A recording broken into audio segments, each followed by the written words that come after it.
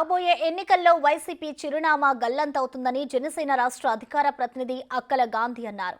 CM Jagan ప్రతి ఎన్నికల్లో ఏదో ఒక సానుభూతి డ్రామా ఆడుతారని ఎద్దేవా చేశారు.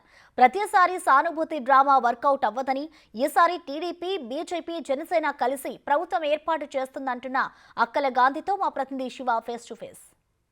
ప్రస్తుతం ఆంధ్రప్రదేశ్లో టీడీపీ, జనసేన, బీజేపీ కలిసి ఉమ్మడిగా కూడా పోటీ చేస్తున్నారు. దాదాపుగా 175 నియోజకవర్గాల్లో 3 పార్టీలు కలిసి కూడా కూటమి వెళ్తున్నాయి. ప్రస్తుతం మనతో గాంధీ గారు ఉన్నారు. సార్, ఈ 3 పార్టీల ప్రభావం ఏ విధంగా ఉండబోతాం?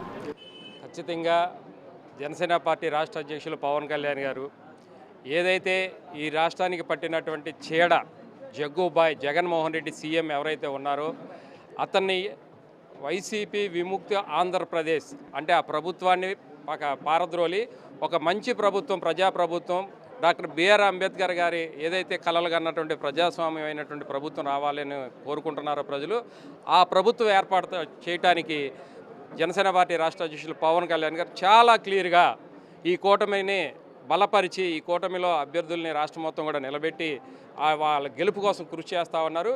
ఇవాళ మేము కృష్ణా జిల్లాలో, ఉమ్మడి కృష్ణా జిల్లాలో చూసుకుంటా ఉన్నట్టయితే గత 3 రోజుల నుంచి నేను బందర పార్లమెంటు అన్ని నియోజకవర్గాలు కూడా తిరుగుతూ ఉన్నాను.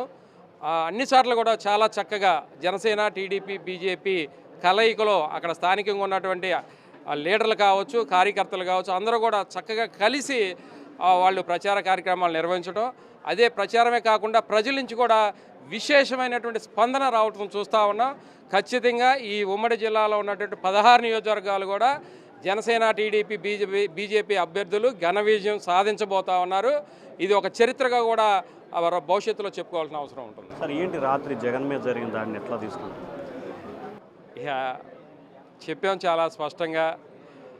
గతంలో కోడికత్తి కేసు కావచ్చు, లేదంటే వాళ్ళ బాబాయ్ గారు చనిపోయిన మర్డర్ విషయం కావచ్చు, ఆయనే 2 విషయాలు ఆయన నోటంటే 2 అబద్ధాలు మాట్లాడు. కోడికత్తి విషయంలో నన్ను పొడవడానికి, చంపడానికి వచ్చారు అని చెప్పి ఆయనే చెప్పారు. మా బాబాయ్ చంపేసిన వ్యక్తిని గుండుపోటు అని చెప్పి ఆయనే చిత్రీకరించాడు.